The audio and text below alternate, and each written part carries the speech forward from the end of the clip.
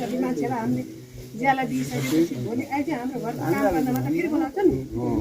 त्यसले उसले चाहिँ मैले यस्तो गर्दैछु तपाईँको काम मलाई बोलाउनुहोस् भन्न त उता आउँदैन नि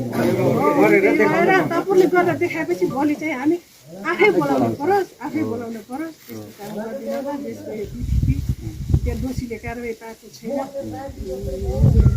सत्यले न्याय पाएको छैन यो व्यतिथि भयो यस्तो भयो यसको चाहिँ अन्त्य हुनु पर्यो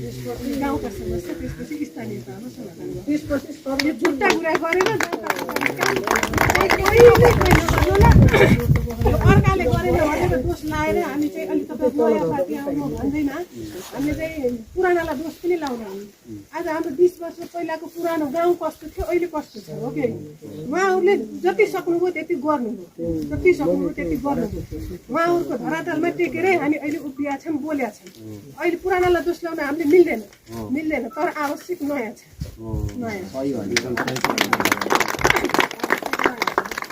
हामी यस्तो यो पृथ्वी जस्तो एक ठाउँ गढेर हामी ढाइएर बस्ने मान्छे होइन हामी परिवर्तनशील मान्छे आज देशको शासन कस्तो देशको अवस्था कस्तो थियो अहिले कस्तो भयो भन्नु 24 गतेको आन्दोलनले यत्र कार्यालय जले अब सबै के जले अब सिंहदरबार जले सब जले कसले गर्दा अब यो उहाँहरूले गर्नु त भयो तर गरे पनि सबै भएन सबै विचार भएन अब सबै परिस्थिति यस्तो यो अराजक परिस्थिति सिर्जना हुँदाखेरि अहिले यस्तो स्थिति भयो भोलि अब जनता अचेत छैन सचेत छन् भोलि कार्यालयभित्रका कर्मचारी जल्ने दिन नआओस् हजुर भोलि यो दिन आउँछ है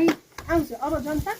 सचेत छन् हेर्नुहोस् अचेत कोही छैन हेर्नुहोस् जनता बुद्धिजीवी भइसके तपाईँहरूले ठाउँमा गएर राम्रो काम गरिदिनु होला त्यही छ हामी शुभकामना